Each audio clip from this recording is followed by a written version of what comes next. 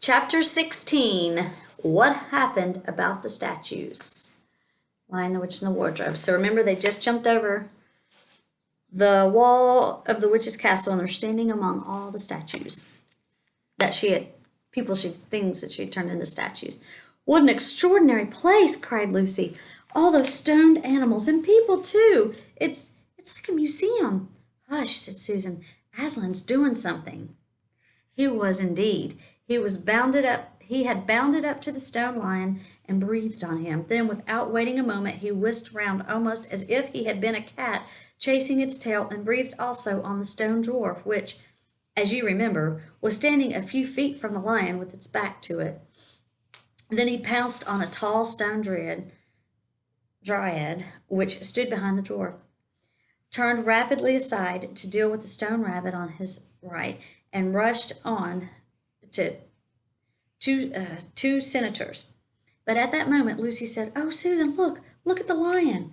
I expect you've seen someone put a lighted match to a bit of paper which is propped up in a grate against an unlit fire.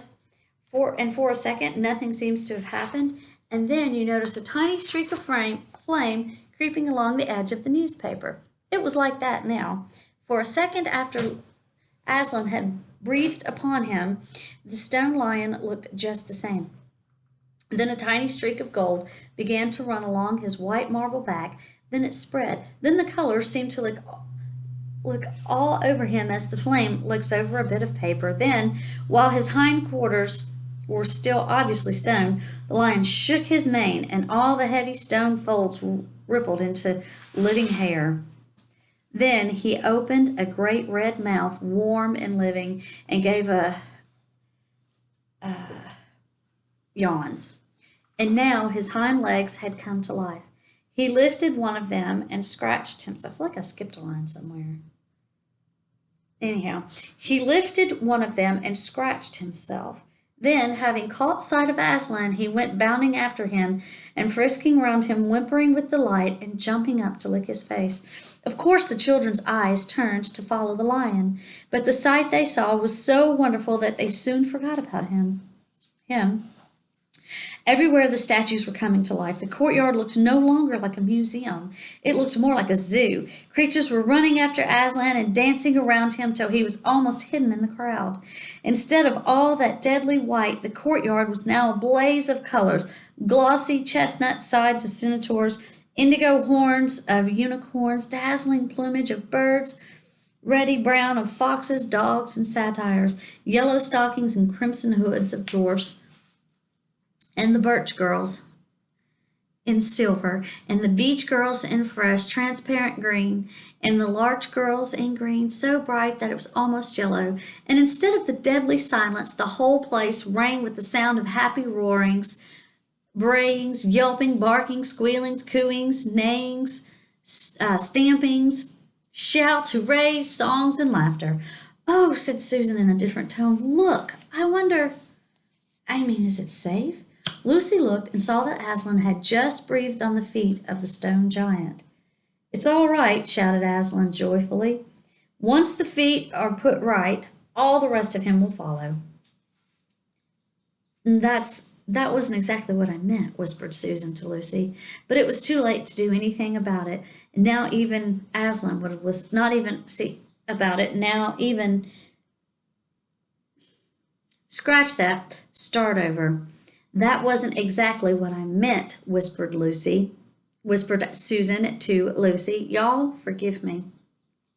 But it was too late to do anything about it now, even if Aslan would have listened to her. I got it. The change was already creeping up the giant's legs. Now he was moving his feet. A moment later he lifted the club off his shoulder, rubbed his eyes, and said, "Bless me, I must have been asleep now. Where is that dratted little witch that was running around the ground? Somewhere just beneath my feet it was." But when everyone had shouted up to him to explain what had really happened, and when the giant had put his hand to his ear and got them to repeat it all again so that at last he understood, then he bowed down till his head was no further off the top of a haystack and touched his cap repeatedly to Aslan, beaming all over his honest, ugly face. Giants of any sort are now so rare in England that so few giants are good tempered that 10 to 1 you have never seen a giant when his face is beaming. It's a sight well worth looking at. Now for the inside of this house, said Aslan. Look alive, everyone, upstairs and downstairs and in my lady's chamber. Leave no corner unsearched. You never know where some poor prisoner might be concealed. And into the interior they all rushed, and for several minutes the whole of that dark, horrible, fusty old castle echoed with the opening of windows and with everyone's voices crying out at once, Don't forget the dungeons! Give us a hand with this door. Here's another little winding stair. Oh, I say, here's a poor kangaroo. Call Aslan. Phew, it smells in here. Look out for trap doors up here. There were a whole lot more on the landing. But the best of all was when Lucy came rushing upstairs shouting, Aslan, Aslan, I've found Mr. Tumnus. Oh, do come quick. A moment later, Lucy and the little fawn were holding each other by both hands and dancing round and round for joy. The little chap was none the worse for having been a statue, and was, of course, very interested in all she had to tell him. But at last, the ransacking of the witch's fortress was ended. The whole castle stood empty with every door and window open, and the light and the sweet spring air flooding into all the dark and evil places which needed them so badly.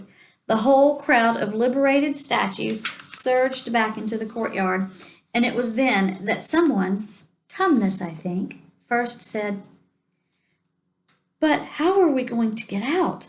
For Aslan had got in by a jump, and the gates were still locked. That'll be all right, said Aslan. And then, rising his hind legs, he bowled up at the gate. Hi, you up there, he roared. What's your name? Giant Rumblebuffin, if it please your honor, said the giant, once more touching his cap.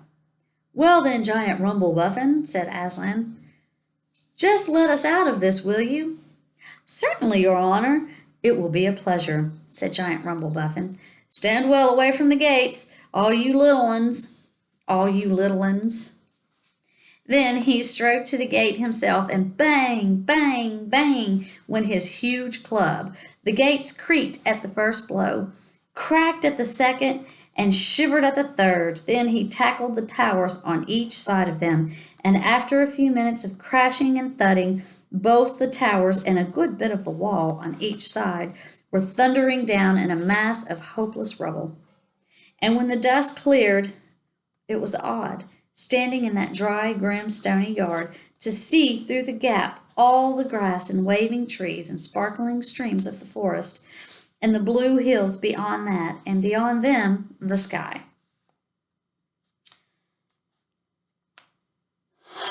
Blowed if I ain't all in a muck sweat, said the giant, puffing like a large railway engine. Comes of being out of condition, I suppose. Neither of you young ladies has had such a pocket handkerchief about you. Yes, I have, said Lucy, standing on tiptoes and holding her handkerchief up as far as she could reach. Thank you, Missy, said Giant Rumblebuffin, stooping down. It's probably like that little to him. Next moment, Lucy got rather a fright, for she found herself caught up in midair between the giant's finger and thumb. But just as she was getting near his face, he suddenly started and then put her gently back on the ground, muttering, Bless me, I've picked up the little girl instead. I beg your pardon, Missy. I thought you was the handkerchief. The handkerchief. No, said Lucy, laughing. Here it is. This time he managed to get it, but it was only about the same size to him as a saccharin tablet would be to you. Probably like a little medicine or ibuprofen or something. Tylenol. So that when she saw him solemnly rubbing it to and fro across his great red face, she said, I'm afraid it's not much use to you, Mr. Rumblebuffin. Not at all, said the giant politely. Never met a nicer handkerchief. So fine, so handy, so... I don't know how to describe it. What a nice giant he is, said Lucy to Mr. Tumnus. Oh, yes, replied Fawn. All the Buffins always were. One of the most respected of all the giant families in Narnia. Not very clever, perhaps. I never knew a giant that was, but an old family, with traditions, you know. If he'd been the other sort, she'd have never turned him into stone. At this point, Aslan clapped his paws together and called for silence.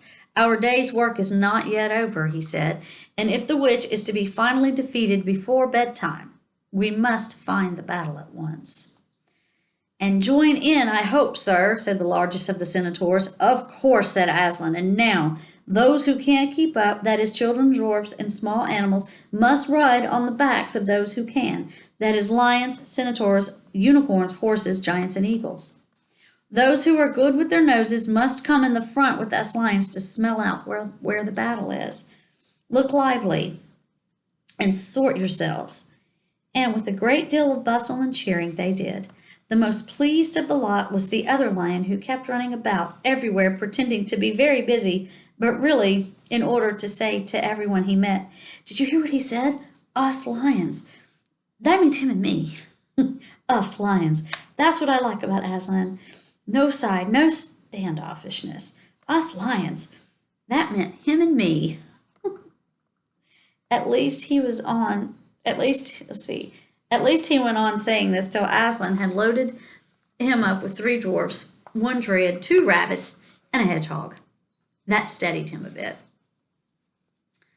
When all were ready, it was a big sheepdog who actually helped Aslan most in getting them sorted into their proper order. They set out through the gap in the castle wall. At first, the lions and dogs went nosing about in all directions, but then suddenly one great hound picked up on the scent and gave a bay. There was no lost time after that. Soon all the dogs and lions and wolves and other hunting animals were going at full speed with their noses to the ground, and all the others streaked out for about half a mile behind them. That is a lot of people, things, creatures were following as fast as they could. The noise was like an English fox hunt, only better, because every now and then, with the music of the hounds, was mixed the roar of the other lion, and sometimes the far deeper and more awful roar of Aslan himself. Faster and faster they went as the scent became easier and easier to follow. And then, just as they had come to the last curve in a narrow, winding valley, Lucy heard above all these noises another noise, a different one, which gave her a queer feeling inside. It was a noise of shouts and shrieks and of the clashing of metal against metal. Then, I think they found it. Then they came out of the narrow valley, and at once she saw the reason. There stood Peter and Edmund and all the rest of Aslan's army, fighting desperately against the crowd of horrible creatures whom she had seen last night. Only now, in the daylight, they looked even stranger and more evil and more deformed. There also seemed to be far more of them. Peter's army, which had their backs to her, looked terribly few, and there were statues dotted all over the battlefield. So apparently the witch had been using her wand. I think that's cheating. But she did not seem to be using it now. She was fighting with her stone knife.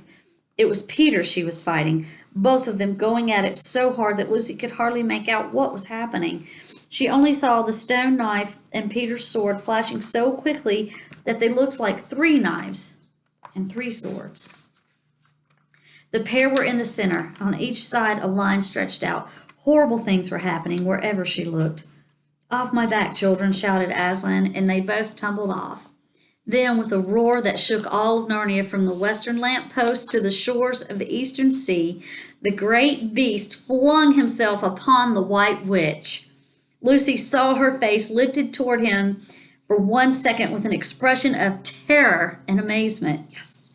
Then lion and witch had rolled over together, but with the witch underneath. At the same moment, all warlike creatures whom Aslan had led from the witch's house rushed madly on the enemy's lines. Dwarfs with their battle axes, dogs with teeth, the giant with his club, and his feet also crushed dozens of the foe. unicorns with their horns, centaurs with swords and hoofs, and Peter's tired army cheered, and the newcomers roared, and the enemy squealed and gibbered till the wood re-echoed with a din of that onset. Okay, one more chapter, y'all. It was the end of 16.